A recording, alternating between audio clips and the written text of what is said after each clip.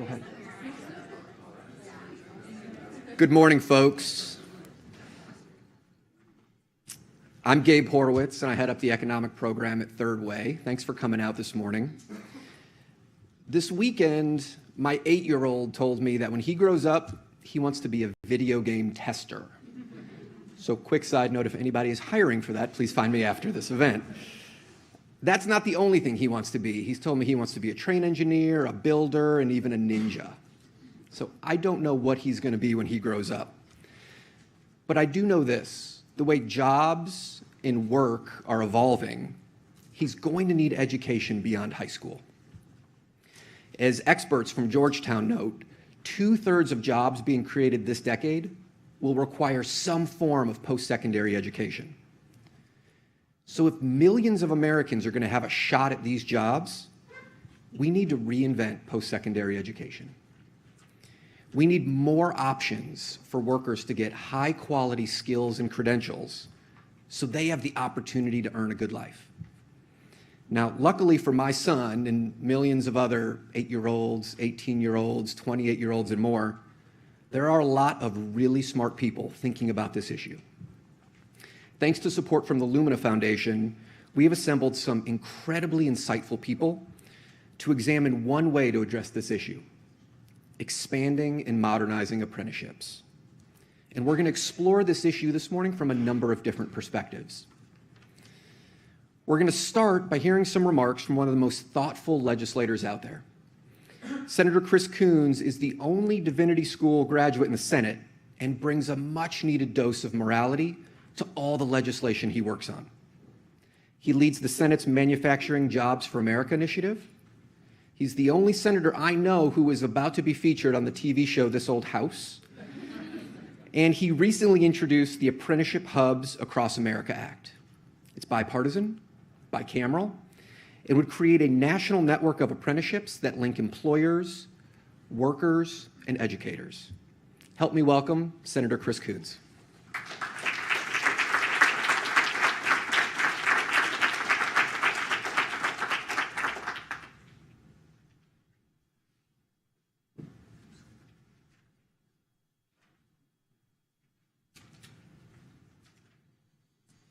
Thank you, Gabe, for that elegant, thorough, and thoughtful introduction. He was trying to give me enough time to scarf down a cup of coffee. And forgive me, as I was more connected to my coffee, perhaps, than the comments I'm about to give, the result of a very lengthy night at home. I am particularly grateful for your leadership and for the Third Way work on the future of work and how we can manage a future for America that meets the needs not just of your son and my kids, but of everybody's children, as we look towards a future where the cost of higher education, the amount of debt that has been taken on in the pursuit of higher education, the skills gaps that exist in our economy, and the very real opportunities for high-paying, high-skilled, supportive jobs on which you can raise a middle-class family continue to grow, but where we are profoundly mismatching what we are telling our children and young people across this country to do and what will produce the results for which they hope. I also am grateful that Congressman Seth Moulton will be joining in a few minutes. He's someone I've really enjoyed working with. He has a BA in physics, which I think shouldn't go without comment because there are so few. In Congress, I have a BA in chemistry. If you put the two of us together, you might actually get a real scientist. And we have because we both have BAs. I'm from a family of PhD chemical engineers, so I get to sit at the kids' table when all the patent holders and inventors in my family get together. And we have a terrific panel, and so my job is to be not much more than a speed bump on your way from this introduction to this incredibly engaging and thoughtful panel. A number of years ago, I wanted to form a competitiveness caucus to look not just at the issues of manufacturing, but manufacturing and skills and intellectual property and immigration and taxes and trade. And I found a great partner in doing that, a Republican senator from Kansas named Jerry Moran. And we've used that as a forum to talk about a wide range of the issues that really contribute to competitiveness for the American economy. And one of the areas of our most persistent engagement and focus, American workers, to ensure that their folders don't accidentally hit the button on their microphone. Training and retraining American workers to take advantage of the opportunities of the 21st century, which in particular includes apprenticeships as a technique, as a strategy. I appreciate Gabe mentioning that I will soon be highlighted on This Old House. The Competitiveness Caucus hosted a bipartisan conversation about apprenticeships that, as a draw, featured some of the principal characters in This Old House in order to highlight the growing skills gap and the role that apprenticeships can play in approaching it, and drew a significant number of senators, both Democrat and Republican, a lot of speakers. There was a terrific panel there as well. And I'll tell you, as I've been going up and down the state of Delaware and listening to young people and listening to employers, I've been struck at just how broad and persistent this challenge has been for our economy, and how much I think that is a fair predictor of economies all over the country. Most of us are familiar with apprenticeships as started a century ago in the building trades, and as rooted centuries ago in the medieval crafts.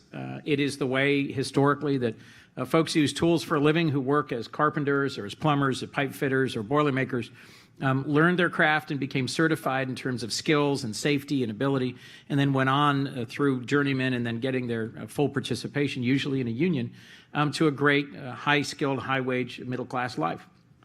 But apprenticeship today now has the opportunity as a model to be the pathway from high school to a terrific job for a wider range of opportunities and sectors.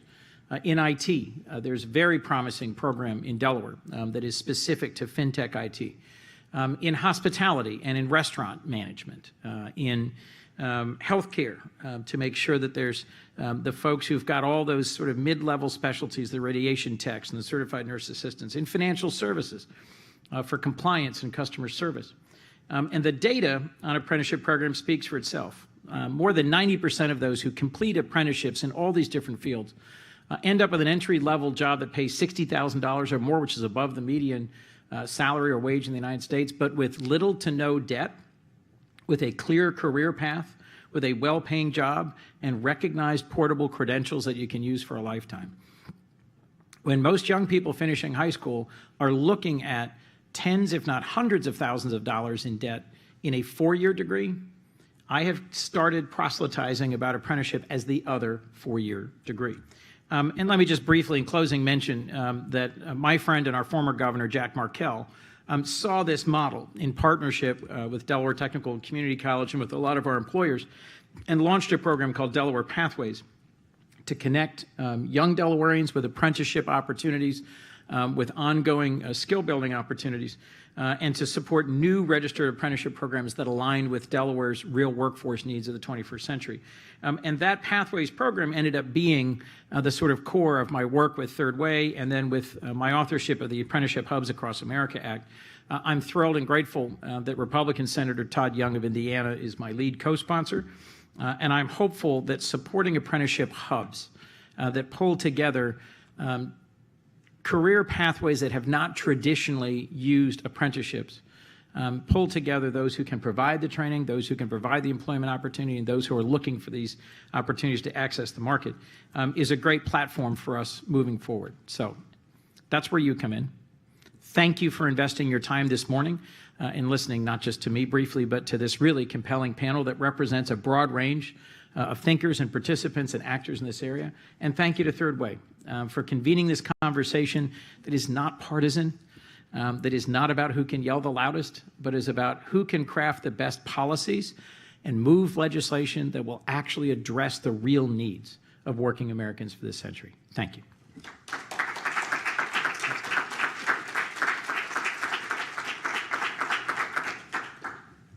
Thank you so much, Senator Coons. While we are waiting for Congressman Moulton to arrive, why don't we turn it over to our panel?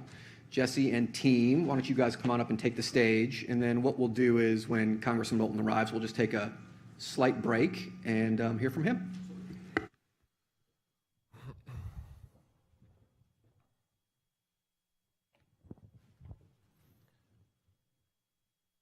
Great. Thanks, Gabe. Good morning, everybody. I'm Jesse O'Connell, and I am both excited and honored to moderate this conversation about the role of apprenticeships in the modern economy. I want to start with an obvious question, which is, why is a guy from a foundation that focuses on post-secondary education here at an event about workers and the workforce? And the answer is that Lumina thinks our efforts to increase post-secondary attainment in America could not be more urgently connected to this conversation about our country's workforce needs. Gabe mentioned already that Georgetown Center on Education and the Workforce has told us repeatedly for years that by the end of the decade, 2/3 of the jobs in this country are going to require some form of credentialed learning after high school. And consider also that 4 out of the 5 jobs lost during the recession were jobs that required a high school education or less. So for workers, it's clear that this acquisition of specialized skills and trainings and the transparent credentialing of that learning is the most assured path to prosperity. But at the same time, employers tell us that they are having trouble finding these workers. 40% of employers say that they're having trouble filling jobs. So how then can we close this gap? How can we get to this shared vision of a connected learn and work ecosystem? How can we ensure that the multitude of quality pathways to credentials and career success are available, and that those credentials are transparent, and that we know how to sort them and store that data and make that available to employers? How can we encourage employers to put more of an emphasis on skills and competencies and focus less on the number of hours that are spent sitting in a seat in a classroom? And modern apprenticeships are clearly a part of this puzzle, and it's the piece that we're going to be talking about today. So I'm thrilled to have up here with me 3 absolute experts on this topic. Angela Hanks, the Director of Workforce Development at the Center for American Progress, Dane Linn, the Vice President at the Business Roundtable, and Gretchen Morgan, the President of CareerWise Colorado. And I actually want to start with you, Gretchen. I think we got the Congressman? We'll take a quick break. Yeah, let's do that. Absolutely. Flexible morning. Folks, since Congressman Moulton just arrived, let's take a quick break from our panel, and then we will come right back to you guys. But I do want to welcome Congressman Seth Moulton. Congressman Moulton is co-chairing the New Democratic Coalition's Future of Work Task Force. And he and his colleagues are doing some of the most insightful work on this topic than anyone in Congress. They're trying to understand economic disruption and usher in a new era of modern policies that help workers deal with that. And since he just announced that he and his wife are expecting a child, we need to make sure that baby Moulton has lots of skills in the future. So, folks, help me welcome Congressman Seth Moulton.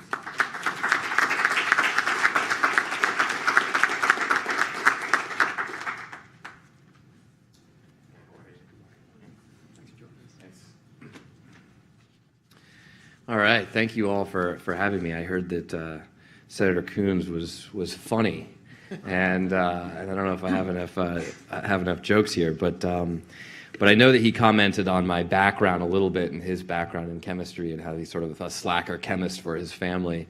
I have an undergraduate degree in physics from Harvard, which for everybody in life who sees my resume and not my transcript makes me sound very smart.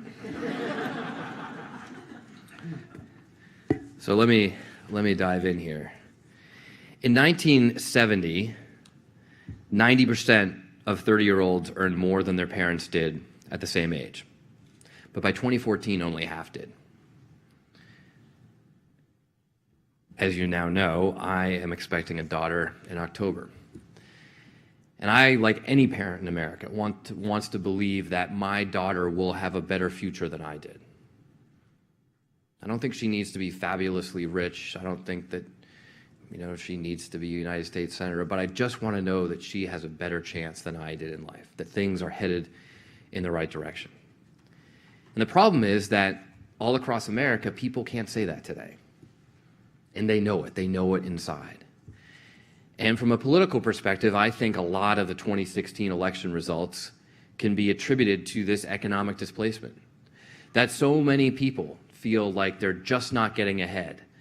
They don't make the salaries that they used to. They may be employed, but they used to have a good paying job as a machinist, and now they work at McDonald's. They used to make a salary that could pay their cost of living and allow them to occasionally go take a weekend off and go on vacation. Now they can barely make ends meet even in the same job. That's the reality for many people in America. So when you hear people in Washington, like the president at the White House, talking about how the economy is booming, that's because On the top end, the people bring the averages up. But an awful lot of people in America are still really hurting. But when I go and talk to folks in Middle America especially because that's where so much of this economic displacement is really being felt, I often say to them, look, the reality here is that you're not losing your jobs to robots. Or excuse me, I messed that up. You're not losing your job to immigrants. You're losing them to robots. And you get the same sort of reaction that I'm seeing from many of you here, which is a slow nodding of the head, like, yes, that kind of is true. You know, it's not as easy as just blaming the immigrants standing in front of Home Depot on a Saturday morning. But the reality is that is where jobs are going. That is how my colleague just lost his job because they got a new machine. That is why the factory just doesn't employ as many people as it used to. The challenge, of course, for policymakers, but especially for specifically politicians, is that the solutions to this are difficult. They're wonky. They're challenging. You can't just put them on a baseball cap. It's much easier to say, look, I'm just going to kick out that immigrant and you're going to get your old job and your old life back and it's just going to be like it used to. Rather than to say, you know, the world's never quite going to be the same. The tough reality is you're not going to get that old job back. But with the right benefits package and the right reskilling and the right, new education systems for your kids, you can get a better job and your kids will have a stronger future. That doesn't fit on a baseball cap very well. So, nonetheless, we do need to think about how to meet this challenge from a political perspective, but also, first of all, from a policy perspective. We need to rethink education because education can no longer be just going to school in high school and maybe college and then being set for the rest of your life. Half the jobs in 2040 don't even exist today. So even if our education system were perfect now, which we all know it's not, we'd still have to retrain over half our workforce. It raises some interesting questions about how we prioritize education. Who here loves STEM? Come on, everybody loves STEM. Everybody says we got to invest more in STEM. Well, one of the harsh realities of automation is actually we're learning that STEM jobs tend to be quite easy to automate. And so I personally think that a focus on STEM is about 10 years out of date because the STEM jobs that we're training kids for today may very well be automated quite quickly 10 or 20 years from now. It's a difference between, having a computer being able to run diagnoses or examine an X-ray or examine an MRI and determine where the tumors are versus having the technician who actually has to put you in the machine. That technician's job is actually a lot harder to automate. You're probably not going to see a robot holding your hand and helping you onto the MRI anytime soon. But you are going to see computers taking over the jobs of the people who read the MRIs. We need to rethink benefits, and we talk a lot about this with Third Way, about how benefits need to be portable, because the reality is you are going to be changing jobs. Most Americans will not have one job when they come out of high school or college that they see through to retirement and provides a pension for the rest of their lives. When we started the universal health care movement in Massachusetts, one of the amazing things that came out of that discussion was entrepreneurs cited it as the #1 reason why they wanted to start companies in Massachusetts, because they just felt comfortable taking the risk of starting a new business without those benefits that are usually tied to your corporation, because Massachusetts started universal health care. So as we take health care away from Americans under Republican leadership now in Congress and the White House, that is going to have an effect on startup culture, which is a problem for the future of work because all the new jobs that are taking the place of the old jobs aren't coming from the big incumbents. They're coming from the startups. They're coming from the new businesses, not the old ones. We need to rethink job training. We spend an awful lot of money on our traditional education system and a very small amount on job retraining, even though we know that this is the future for many workers across America. We need to put more value into vocational education. Remember what I was saying about STEM? You know, another interesting contrast is that we're talking to kids and saying, computers are taking over a lot of jobs, but we still need people to program the computers. When actually even computer programmers are starting to lose jobs to automation.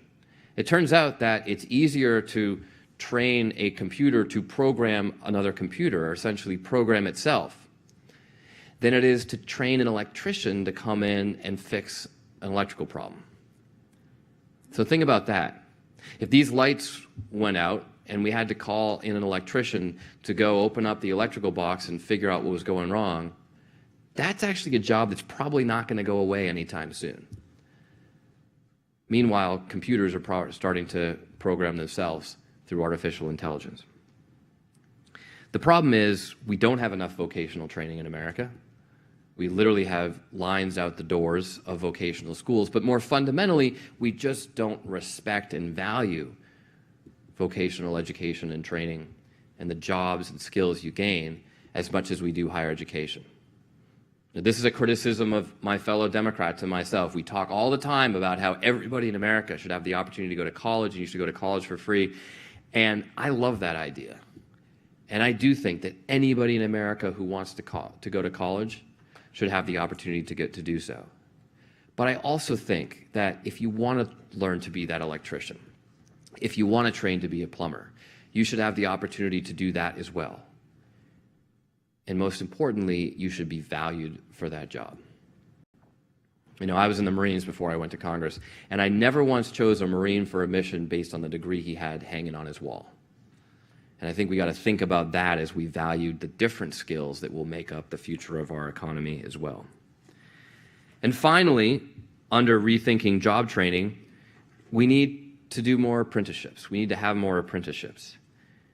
And I'll give you as an example, the IT sector, which of course is one of the fastest growing sectors of our economy. It relies on an innovative and evolving workforce. But the problem is that IT jobs, much like the electrician I was describing, don't necessarily follow the traditional path of a four-year degree. Many pathways to the current IT jobs in our economy now come through starting in high school and going through job training programs or apprenticeships at companies. Apprenticeships allow IT companies to directly train and hire the workers they need for specific jobs while ensuring that the participants have those specific skills they need. I went and visited a company called EBSCO, which is an IT company based in my district. And it was extraordinary to hear how much difficulty they are having finding qualified people for their jobs. In a world in which so many folks are losing jobs and can't find high-paying jobs, they have a lot of high-paying jobs that they simply can't fill because we're not doing a good enough job with apprenticeships and job training. And so that's why a year ago I introduced bipartisan legislation which instructs the Department of Labor to award contracts to industry intermediaries to develop apprenticeships in the technology sector. This means intermediaries will be our organizations that connect these companies with the workforce. The bill now has over 40 bipartisan co-sponsors and the support of state technology councils from all over the country. This is just one of the many ways that Congress can play a role in leveraging the knowledge and needs of local communities and businesses to prepare the American workforce for the future. So the bottom line is that we have a lot of work to do. There are a lot of specific policy changes that we need to make to meet the needs of the evolving economy. But we also need to think about how we communicate this to the American people through our politics. And we need to think about how we're going to value American workers in this new world. Those are all challenges for us to think about. We also just need to do a lot of listening. And I think that ultimately some of the workers that we're trying to help will be the people who help us figure out how to get there. So with that, thank you very much.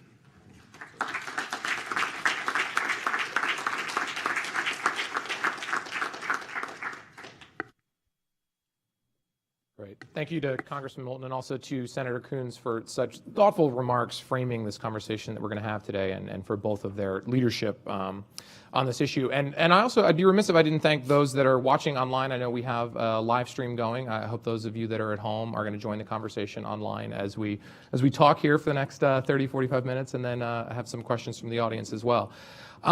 So Gretchen, we've heard a lot, both from the senator and the congressman, this framing around kind of where we have traditionally seen apprenticeships and the sectors and industries that have embraced this model over time. But we also know that apprenticeships are evolving as our economy evolves, and that there really is kind of a 21st century economy, modern application of apprenticeship. So could you talk a little bit about, how this workforce model can really be applicable to our needs today?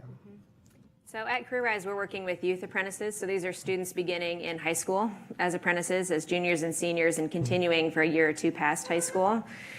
And we are working with employers in a wide range of sectors, right? So we have employers working in IT, we have financial services employers, we have business operations employers, we do have also advanced manufacturing and healthcare.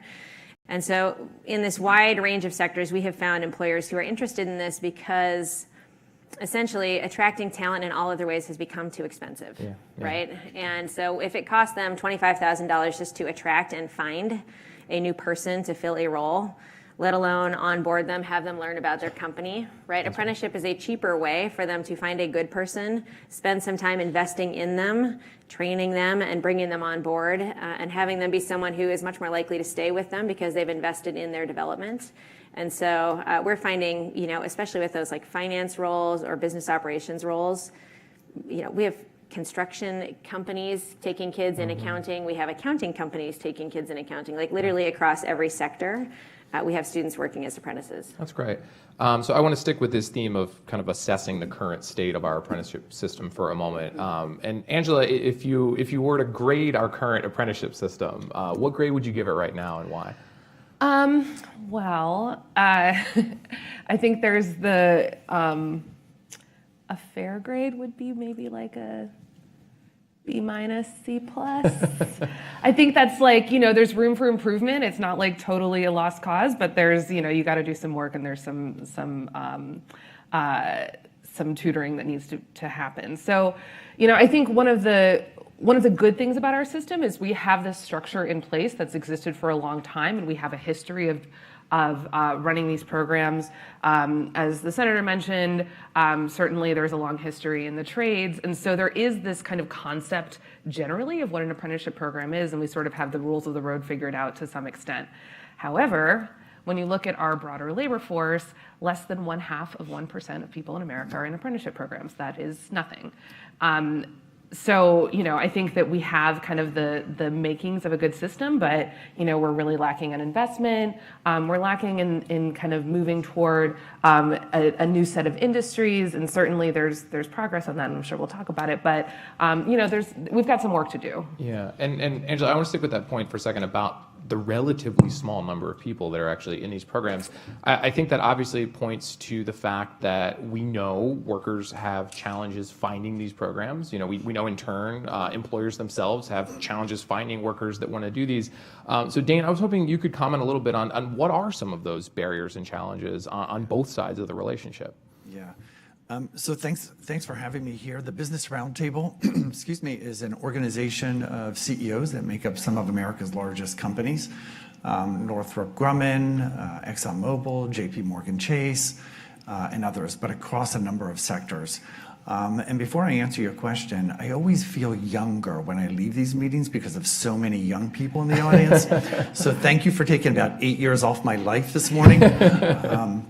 So with that, I think there are a couple of key challenges, one of which is we have traditionally seen most of the apprenticeships limited to the trades, as the congressman has noted. And I think one of the things many of our companies are looking to do and are doing is going back to their HR systems and really reevaluating what are the competencies that are needed for the different jobs that they have open at their companies. Surprise, surprise, many companies are finding that a job that they thought traditionally required a bachelor's degree could actually be accomplished by an individual who's gone through an apprenticeship because they have the competencies, not just because they've gone through an apprenticeship. So I think that is, to me at least, encouraging to see many more of our employers to increase the number of apprenticeships that they're offering inside their companies. I think the other key challenge is, as the congressman has noted, we have created a culture in this country that the only way to a high-skill, good-paying job is to get the undergraduate degree. And there's a lot of work underway by our companies to kind of break through that mold. I think about a meeting that I was in yesterday with about 20 companies in Chicago where the companies are really beginning to rethink what's the model look like in which they hire. How do we marry the apprenticeship models with community colleges like Chicago City Community College in Chicago, with Wright four-year college, Wright College in Chicago, so that we're creating an ecosystem. And I think it's important not to lose the idea that we want individuals to be on a pathway, that apprenticeships are not a dead end. Apprenticeships are an opportunity to, if you're interested, to move into the associate's degree, the four-year degree, and that's part of, I think, breaking the mold. And the last point I would make, the other key challenge is there's just a lack of awareness. And I think the lack of awareness is particularly true for what I would call the short and the long-term unemployed.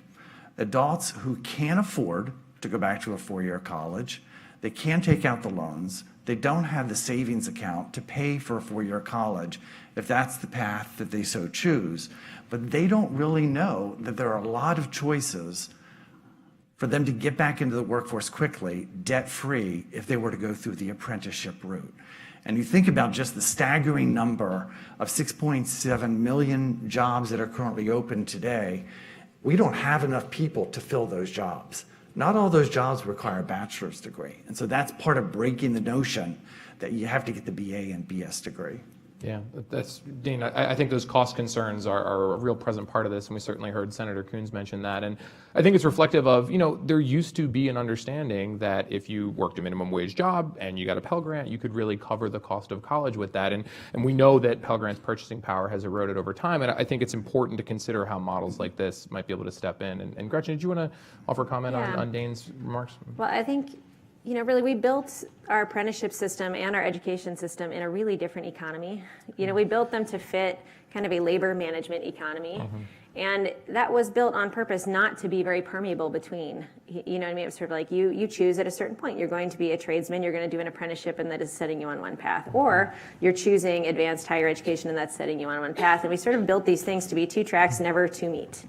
And I think other countries have built systems to be really different than that. They've built systems on purpose to have a lot of connections between them, understanding that that's better for individuals, but also that it's better for their economy, right? It's better for their economy, actually, that people move from applied work into theoretical study and from theoretical study into applied work, that those people are more innovative people and that drives a more innovative economy. And so I think it's really important that as we're talking about the future of apprenticeships, we're talking about how they're designed in such a way that they help build some of those bridges. And just as an example, at CareerWise, the apprenticeships that students participate in all include college coursework and include college coursework that's guaranteed to transfer into four-year institutions in the state that are paid for by their employers, so that students are building skills that have them be marketable in a current workplace, but also build options for them going forward. And I think thinking about this as a policy conversation, we need to think about what are the policy things we can do that help make those kinds of movements much easier for individuals over time. Yeah, and I think it's a great point that because our system currently has these kind of structural barriers, the apprenticeship programs that have thrived and succeeded have been the ones that are innovative in how they are getting around those barriers or addressing some of those concerns. And our job then is to make the system work better so that the apprenticeship programs can be less innovative over time and succeed within that infrastructure. But given that, what are some examples of some innovative apprenticeship programs? Obviously, you mentioned your own at CareerWise, but are there other examples that, Angela, you've encountered in your research, or Dane, your members have been working with? I'd love to share with the audience here what some of those look like. Yeah, I mean, actually, one that I talk about kind of a lot is one that Dane just mentioned in Chicago. There's a group of insurance companies in the Chicago area that have partnered with 2 community colleges to develop training or apprenticeship programs in the insurance industry. So these are financial services apprenticeship programs. These are for what we would consider typically, white collar jobs. And as the folks who are running these companies really thought about developing this program, one of the things they did is exactly what Dane said. They sat down and thought, okay, so what jobs do we have openings for that don't necessarily require a 4-year degree that we're requiring a 4-year degree for now? They're working with their community college, they're working with other workforce partners, and I think one of the most notable things about that program to me is it also has a 50-50 gender balance. The majority of the people in the program, I believe, are people of color. So, not only are they working to develop this program and sort of change the way that they're onboarding workers into these, good jobs in big companies, but they're also doing it in an equitable way that actually acknowledges the population that they're a part of in Chicago. I think another important feature of what Angela just mentioned in Chicago is that the individuals who go through those apprenticeship programs and the courses they take and the credits they earn are automatically transferable. What we often find happens is that individuals end up having to take the same courses, demonstrate again that they have the competencies that they've already demonstrated through other courses. So you make the pathway to getting the associate's degree or the bachelor's degree much more affordable, much quicker, and the opportunity for upward mobility happens more quickly as well. And let me give you an example. There was a young man that we met last week down at Siemens in Charlotte. So Siemens, a German company, many locations around the country, significant presence in Charlotte. They have a huge and a very competitive apprenticeship program. And to link your first question with this one, this young man really had to have a lot of conversations with his parents. His parents were insistent that he was going to go to a 4-year college. But once the parents saw the apprenticeship program at Siemens and did the tour with him, an apprentice as a machinist, they saw the opportunities that this apprenticeship afforded his son, not just in the short term, but in the long term. So this young man graduates this year with a high school diploma, with an associate's degree. He's already been offered a full-time job, and should he desire, and he does, to be an engineer, Siemens is going to pay the full freight to get the bachelor's degree. He's also being paid as one of the key criteria of an apprenticeship as an apprentice at Siemens. I think one of the things we're trying to do is take those individual models at BRT and scale them up and accelerate. So what does that mean? For us, that means what's called the Workforce Partnership Initiative that we announced last week. We have companies that are going to be collaborating in 7 regions around the country. The Southeast is one of those regions. I was in Chicago yesterday for a collaborative effort among a number of companies to scale up and accelerate apprenticeships in the Chicago area. We're also going to be in Palo Alto and scaling up digital skills. In the DMV region, the DC, Maryland, and Virginia region, we have a collaborative effort with about 15 companies and 15 colleges and universities that are attempting to look at how we improve the curriculum so that we can include individuals, so that the individuals who go through those programs have the skills employers need. But then what's the apprenticeship experience look like that's embedded as part of that curriculum? And I have to say that something I wanted to say at the outset, we really don't care what you call it. You can call it an apprenticeship, you can call it an internship, as long as it meets the key criteria of what a competency-based apprenticeship system looks like. Call it what you will, because Northrop Grumman has a partnership with Cal Poly, San Obispo out in California, where they've developed an engineering program. That engineering program has corporate investment, intellectual investment, financial investment in developing the curriculum, but they also offer slots for internships. But when you look at what those interns are doing, they are apprentices in every sense of the word. So those are a couple of examples, and I just encourage you to take a look at our website for that. That's great, Dane. And that's a perfect segue, this notion of collaboration, into the next thing that I wanted to talk about, which is I wanted to spend a little bit of time discussing intermediaries. And this has come up a couple times already today. We've been talking around it. But for those here, in the context of apprenticeships, an intermediary, it's any sort of organization that is providing that crucial connective tissue between employers, between educators, between the workers themselves. And they could be involved in all parts of the process, from recruitment to completion to everything in between. And intermediaries are a pretty core part of the European apprenticeship model. It's pretty common over there, but has been less understood or involved in our system up through now. So, Angela, I actually want to start with you. Why are intermediaries necessary in our system? You know, I'd love if you could comment on the role that they can play. My understanding is they can actually be a big part, not only in terms of signaling quality, but ensuring quality of these, because that's a huge part of pushing for the system, is making sure that we're putting people on quality pathways. So talk a little bit about what intermediaries are and how we can kind of see them come into the mix here. Yeah, so intermediaries can take a lot of forms and do in the U.S. I think, you know, as you mentioned, one of the things that they really function as is the connective tissue between all of these different systems and stakeholders that have to communicate in order to get these programs off the ground and get them running.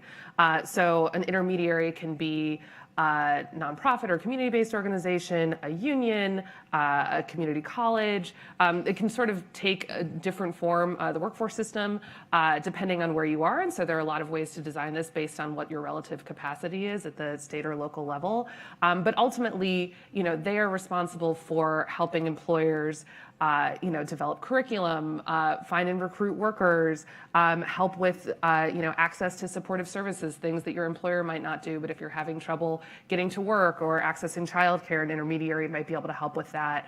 So they really have a lot of strengths, both in terms of helping the employers get what they need, and also helping workers get the resources they need as well to get to work. And so I think they're both an important resource in terms of developing quality training programs and making sure that they're effective for both employer and the worker, but they're also critical to ensuring equitable outcomes for folks who are participating in this program, because they can kind of meet people where they are and kind of fill these needs as they arise. Yeah, that's great. And Gretchen, you know, you have a state agency background. You're currently at an intermediary.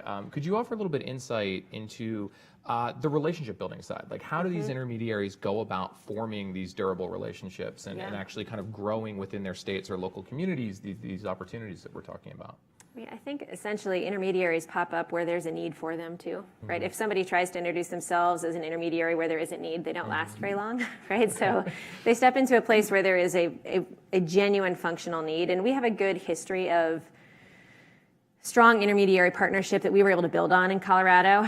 Our state workforce council is a really strong intermediary that has helped facilitate business collaboration. I think maybe this is unique to Colorado, but I don't think so. Our businesses don't have great experience collaborating with one another. They have great experience competing with one another around talents. And so collaborating about talent is really different for them. And so it takes someone bringing them together and facilitating conversations about that and helping them figure out ways that they can collaborate that don't have them feel like they're taking a really big competitive risk. And so we benefited from some sector partnerships and other things that have been happening in some communities where they had kind of gotten over those initial very risky feelings of, I'm going to talk about the fact that we are competing for talent and that if we did something together, we might actually do better and have an easier time maintaining a talent pool together than we have competing right now. So we benefited from that. But then I think really it has all to do with meeting needs that they really can't meet themselves. And in our case, it is helping them interact with systems that are complicated that they don't want to understand. They do not want to understand how to interact with higher education. They do not want to understand how to interact with K-12. And we can help them do that. And they want to be good at skills-based employment, right? These employers we're working with are the ones like you're working with, right? Who are like, we are using bachelor's degrees as a proxy for skills. We want to get good at skills-based employment, but we don't know how to do that. So we bring some competency to bear. We can help them with that. We bring capacity to that. But we're not asking them to develop it all by themselves, right? So we're helping them get good at skills-based employment. We're helping them interact with higher education. We're helping broker some things with public institutions they don't want to. And trying to make that a little bit smoother and less painful than it might be otherwise. And essentially, we sit as a friendly intermediary trying to make things work with absolutely no authority with anyone, right? We are a private nonprofit intermediary, so we have no governmental authority at all. All we have is the ability to try and solve problems for people that have been bothering them for a long time. That's great. Yeah. I think these intermediaries are critical, particularly if we're going to scale the quantity and quality of apprenticeships. Because, and again, I'm going to reflect on the meeting I was in yesterday, where companies, they know what their strengths are, and they know what they're not good at doing, and there are things that companies just don't do. So how do you create these partnerships with community colleges, nonprofits, local, state or local governmental agencies, so that you can figure out, how do I use TANF dollars, temporary assistance for needy families, or the workforce dollars to support the transportation costs? That's not something the employers do. So how do what's that connective tissue look like? And we're all about not reinventing the wheel. There are a lot of examples out there, and I actually think of the state of South Carolina as an intermediary of sorts too, where the state of South Carolina has increased the number of apprenticeships, they say, by approximately 700%. They are an intermediary who help the businesses navigate this process and connect them to other individuals that can make sure there's a rich apprenticeship program at their company.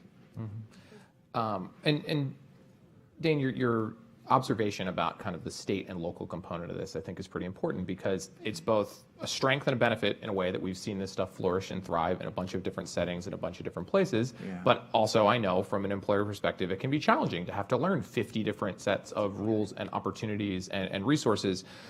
So given that we are sitting here in Washington, it'd be remiss if we didn't have a federal policy conversation as part of this panel.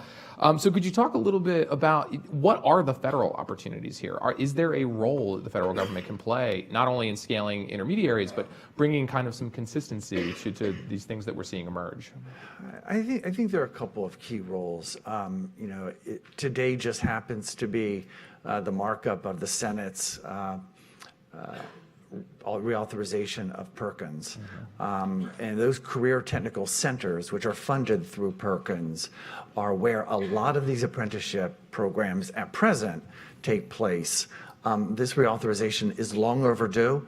In a time of extreme partisanship, we actually have a bipartisan bill that we in the business community are very supportive of, and I know many other organizations as well.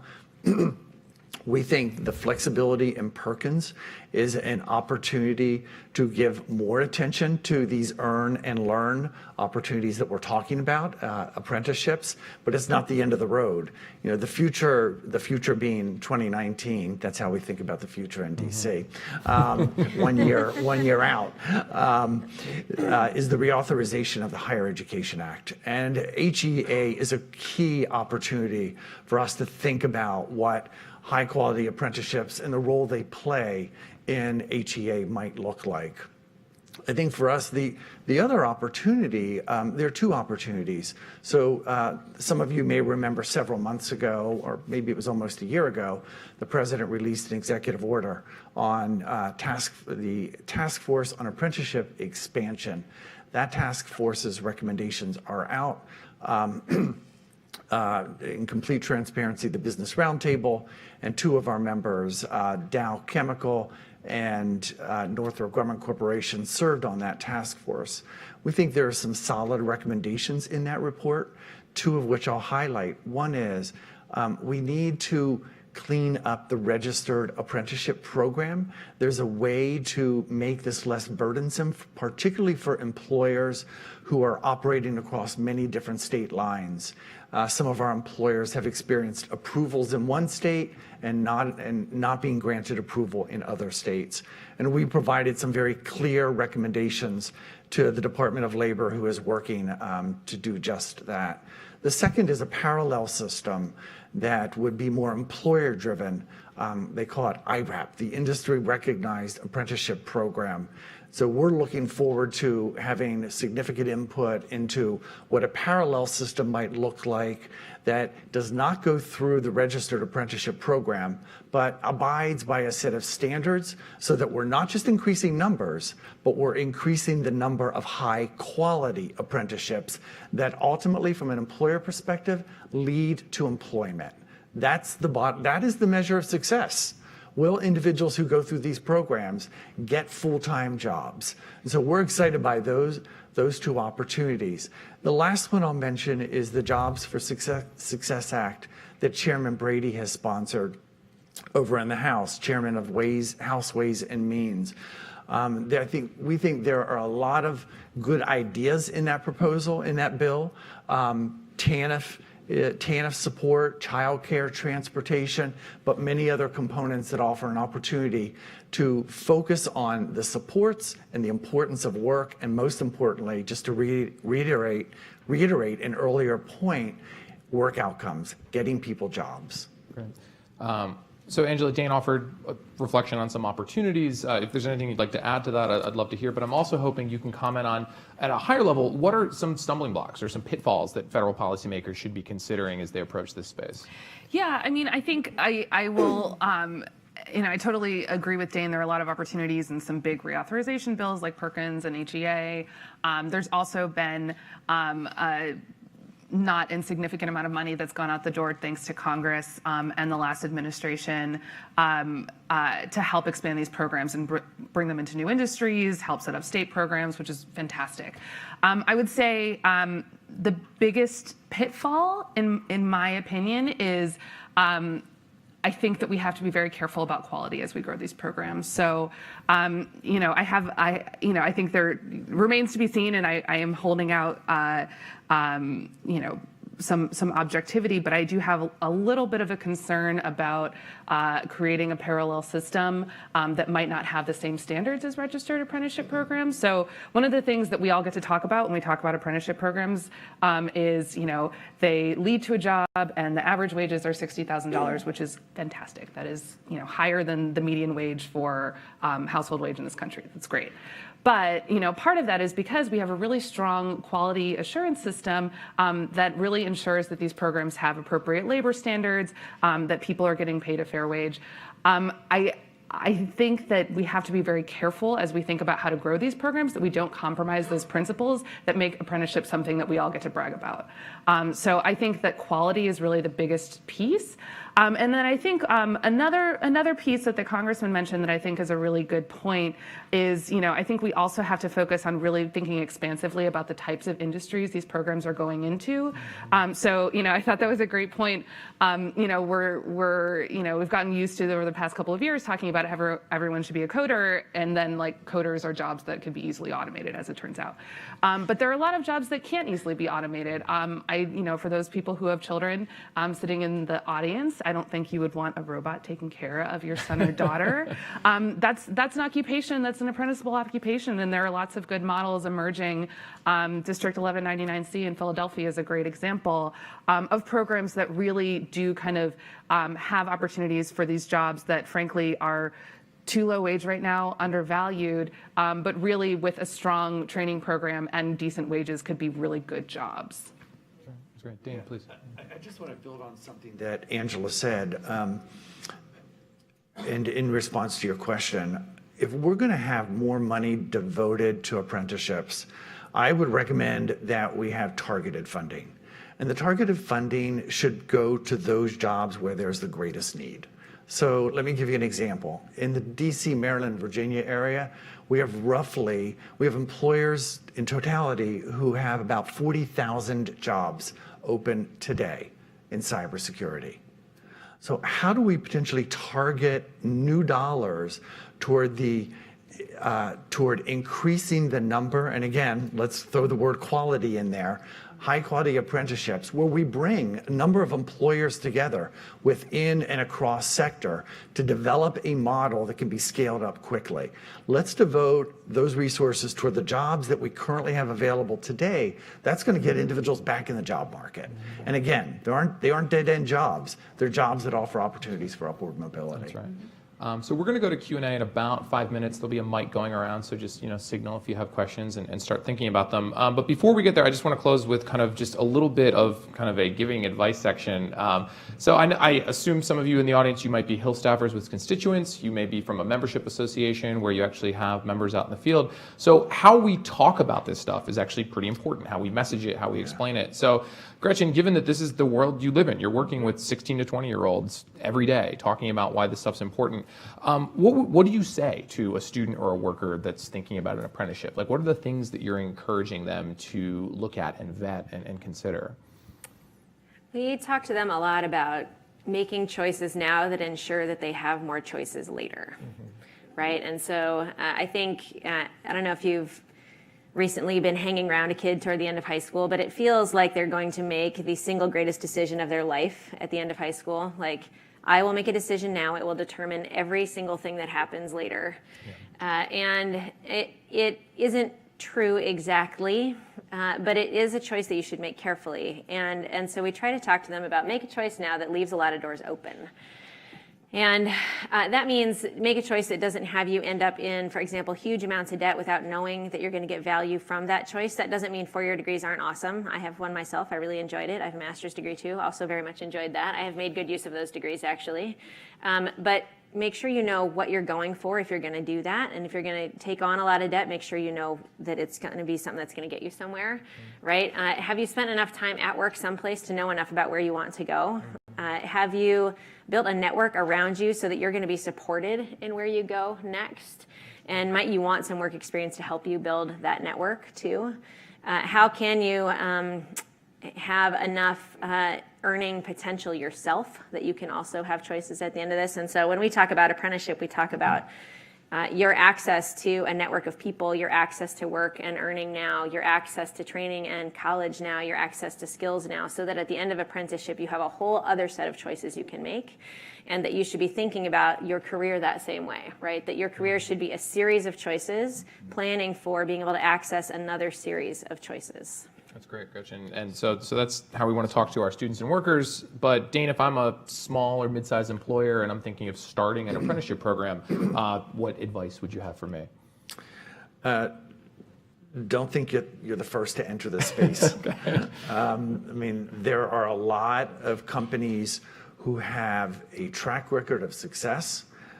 Find those companies, work with those companies, and we represent large companies. But we think this is an opportunity for large companies to work with their suppliers, as an example. Oftentimes, many of those smaller company employees make their way into the bigger companies at some point in time. So find, and that's what we're trying to do. We're trying to share what companies are doing that have a record of success. Don't go this alone. You can avoid many of the obstacles that many others have made in the past. That's great, thanks.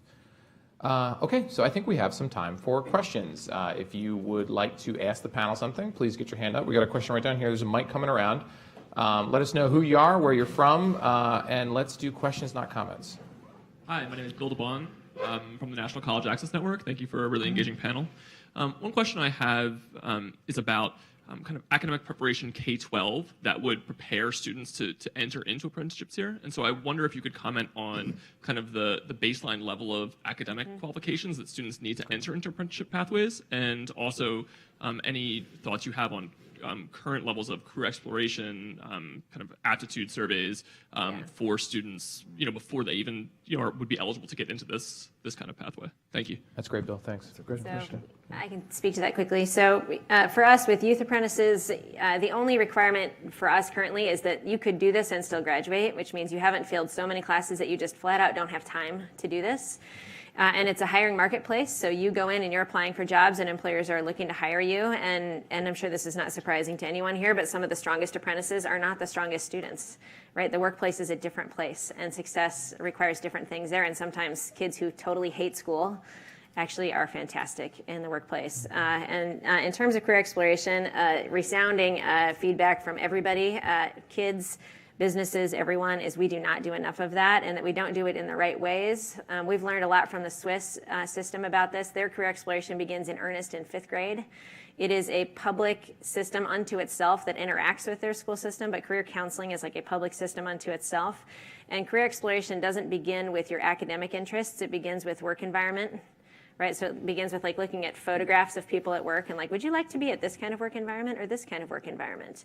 And so the whole approach is very different. And then the last thing I'll say is when we asked apprentices who are like in their first year, they're like 4 months in, what's the thing your school could have done to better prepare you? The overwhelming feedback was, I had no idea how many decisions I was going to have to make every day. I was totally overwhelmed by the number of decisions I would have to make every day. Why didn't anyone tell me I would ever have to make this many decisions?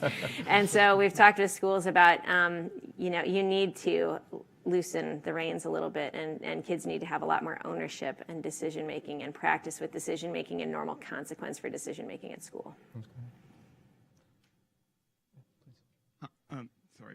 Hi, Colby Woods, the Learning Policy Institute. I just had a quick question about, there was this discussion about quality control. So when you're looking at apprenticeship programs, what indicators or measures are kind of big things that you go to? Is it the average starting salary? Is it retention? What indicators do you need to look at to find a successful apprenticeship program? I think there are a bunch. There are the ones that are like currently in our regs on, things like wages, making sure that the training is appropriate for the occupation. There's sort of kind of those labor standards that are set out, and those are important. But I think there's more to a quality apprenticeship program besides kind of hitting the marks on those things that are required. I think it's also having a program that, pays a good wage. I mean, the law requires the minimum wage at least, and then wage progression over time. So, higher wages, but when you leave the program. Pay equity, we actually have some research coming out in the next couple of weeks that looks at pay equity in apprenticeship programs, and it's a real challenge. We found some, our findings are a little concerning, but focusing on recruiting from underrepresented populations, making sure that there's an internal career ladder for people who participate in apprenticeship programs, making sure that the quality of mentorship is excellent. I mean, there are a lot of things that you can do to make a quality apprenticeship program. Some of those are requirements, some of those are just best practices. And I think that there's a lot of resources out there from BRT and others in terms of like what a quality apprenticeship looks like. But I think it's, I think that there's a lot of things, and also a lot of things that go into making quality jobs, frankly. I think these, to build on something Angela just said, one of the things we heard from our CEOs is that the challenge is not just finding the number of workers needed or the workers who have the right technical skills, but it's also becoming increasingly concerning to our members that there are a number of individuals who don't have what you and I might call the soft skills, and their ability to work in teams and to problem solve. And how do we think high quality apprenticeship should be an opportunity to demonstrate that you have those capacities or those competencies as well? Because many of the CEOs I talk to say, look, if you're okay on the technical skills, but you're really good on the soft skills, we're going to train you our way on the technical skills and get you up to snuff, as they say. But it's much more difficult for a company to change attitude and change behavior if you're not willing to work with other people and all you want to do is stay in your cube and work all day. So I think that's another key feature of high quality apprenticeships from my members' perspective. So I saw some hands over here. I also want to make sure we're not ignoring that side of the room, but where did the mic go? We're coming from next. Thanks. Hi, Samantha Pryor from Hager Sharp. I was just wondering what your all perspective is on the administration's proposal to merge the education and labor departments, but specifically when it comes to the impact that it might have on apprenticeships.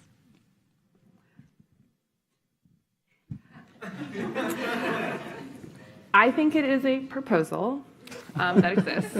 I mean, frankly, like, I don't think it's a terribly serious proposal, and it also didn't seem to me, based on the way that they would reorganize, that they would really fundamentally change things. It seems like it would be a big, expensive moving of desks, which I suppose, if you want to demonstrate that you've done something, that's valuable. But frankly, I mean, I think if we are serious about making investments in students, in workers, like, the way to do that is not downsizing the institutions that are supposed to help facilitate that. So, I mean, seriousness of the proposal aside, I do think that, like, it starts at the federal level of demonstrating a commitment to making sure that people are prepared to go to school, are prepared to go to work, and doing something to undermine that for the sake of doing it is not helpful for workers, it's not helpful for employers, and maybe not a great idea. Yeah, please, Gretchen. I'm going to not answer that question, but say I think something more interesting along maybe a thematic line would be, I think it would be really interesting to do something that promotes innovation at a state level that does have collaboration across those lines, right? Like, I actually think innovation funds given to states to have them have collaborative work that go across labor, education, higher education is a good idea. Because it's hard for those guys to have reasons to do that. They all are governed in separate ways. They all are funded in separate ways. They all are beholden to federal funds that make them do things in different ways. If they had an incentive from the federal government to collaborate, I think that actually could genuinely be interesting. So I was always taught that you answer the question you want to answer, which is what I'm going to do. We're really, I think, one of the exciting things one of the things we're excited about in the reauthorization of Perkins is the innovation fund that has been talked about, and that, we think, is an opportunity for agencies at the state level to work together and try to amplify, more than amplify, to actually work on implementing a worthwhile policy agenda that gets people's jobs. That's great. Next, I think the mic went over here. Yeah, hi, thank you. I'm Jennifer Davis from Goodwill Industries International. I wondered if you could speak a little bit about pre-apprenticeship programs and other feeder type programs. I think they're really important in addressing inclusion and equity concerns about who gets into apprenticeships. And also, I've talked to national employers that they have expectations that there will be these feeder programs, but it's not always clear how we're going to fund them. Thank you. Pre-apprenticeship programs. I mean, so we don't consider ourselves a pre-apprenticeship program because the length of our apprenticeships are 3 and 4 years long, so they're significant, but they do start at a younger age, so kids start when they're 16. And I will say that for a number of our employer partners, diversity of their employees is a big part of what brings them to CareerWise. A lot of them feel like, looking at the graduates of 4-year programs in our state, they have a really hard time finding a diverse workforce. And if they could just meet kids in high school, they'd have a better shot, and have found a more diverse group of young people to work with them this way. And so they see this as a real opportunity. So I think this is maybe a different way to think about that. And it's a more long-term investment on the part of the employer. They'll spend $40,000 on a youth apprentice, which is a big deal because they're spending, over 3 or 4 years wages and training. It's a lot of money, but they're also getting a lot of productivity. And their productivity actually exceeds their cost over that 3 or 4 years. So it's more like a normal registered apprenticeship kind of business payout for the company. But in terms of being able to access much younger people for reasons of wanting to either diversify or bring innovation to your company, it really does have that to offer. Great. Questions?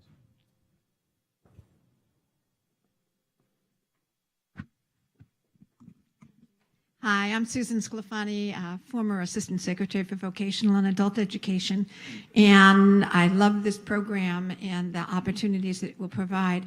But it was mentioned by one of the Congress people that this could be an option for unemployed workers.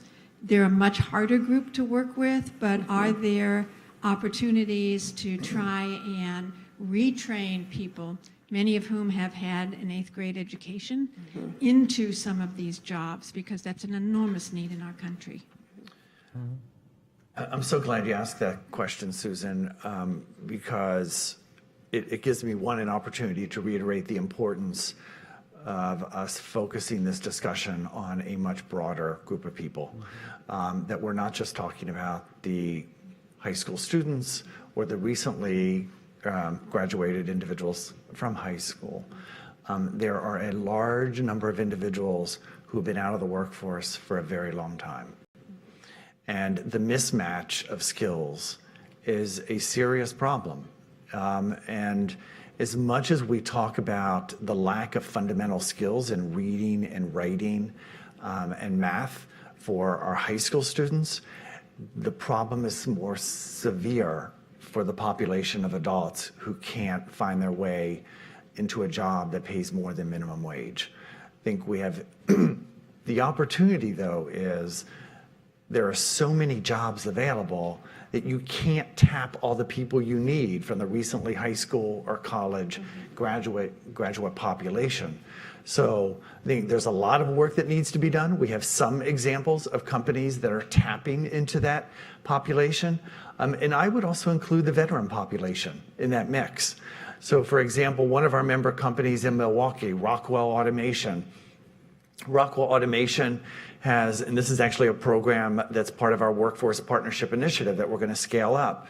Right now, Rockwell by themselves are training approximately 40 individuals to do some pretty high-tech industrial automation work. They have actually set up the entire lab. They opened the invitation up to individuals all over the country, 1,000 applicants this year. They select 40, they pay them, and they house them for almost an entire year. The company's paying that full freight. And all of those individuals, none of those individuals are recently high school graduates. All of them are either former veterans or individuals who are, I hate to say it this way, but it's what's on my mind. You know, they're really good with their hands and they know how to figure out the problems. They may not have some of the basic skills which the company is also helping them get. So I think what we're trying to do is replicate and scale those models, but it's clearly an issue that I think we need to do a lot more work. And just 2 quick points. So one, I think, you know, we've talked a lot about people coming straight from high school, but the average age of a starting apprentice is like 29. So I always wonder, like, what have they been doing for the decade between when they graduated high school and when they're entering this program? My sense is probably stringing together a bunch of low-wage jobs. But, you know, so I think that there is kind of value in starting at the high school level, but certainly we have to be able to serve people who are coming into this program after they've been in another career. And then the second thing is, I think this is really where the intermediary function comes into play, you know, in terms of recruitment, in terms of helping connect folks who are unemployed or even long-term unemployed with the types of services they need to get to work. I think that is really a crucial role that an intermediary can play, and something that is, you know, difficult for like an employer to play themselves. Yeah, and the one piece of context I'll also add to that is we know that there's 27 million Americans that have some post-secondary learning but no high-quality credential from that learning. And it seems that competency-based models like apprenticeships are uniquely positioned to help those individuals because they have skills, they know things. They just need a credential that can prove to employers and transparently show what it is that they're able to do. So I think we have time for one last question. And the mic's over here. Kimberly Haig from the National Governors Association. 2 quick questions. One was just to learn a little bit more, Dane, about the workforce partnership initiatives. And is this a result from the task force? Are they meant to be pilot programs for the IRAPs? The second, we received papers when we entered about the Apprenticeship Institutes. I didn't know if anybody here was willing to talk about the model that the Third Way is proposing here. So on your first question, you can go to our website, brt.org. It'll give you some information on each of the initial 7 sites that we have announced. We are a policy organization, but one thing we heard over and over from many of our members, including Wes Bush, CEO of Northrop Grumman, and Jamie Dimon, the BRT chair at JP Morgan Chase, is that they're each trying to solve this problem by themselves. So we looked at the data from our members to figure out where did we have the greatest need, and also a cluster of companies, whether they were headquartered there, they recruit from there, or they have some presence in the region or the state. where we can combine efforts. So again, the program at Rockwell Automation in Milwaukee is producing 40. The need is much greater than 40 people. So how can we scale that up? And that's the whole intent behind it.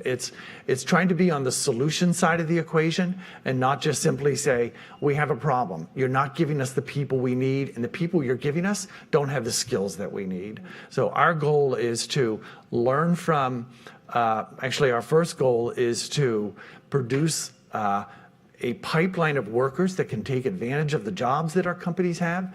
Our second goal is to increase the diversity of the individuals who can take advantage of those jobs. And our third goal is to replicate this in years 2 and year 3, and we'll see what happens from there. So we are at time, and there are many third-way people in the room who I think would love to engage with you and talk a little bit more about that specific idea. But I want to thank all of you for being here. I want to thank my 3 panelists. I think this was a fantastic conversation. For those of you watching online, it might be hard to see, but this is a really full room. I think this really speaks to the interest in this, why this is so important, and why we all need to be talking about it. So thank you for spending your morning with us.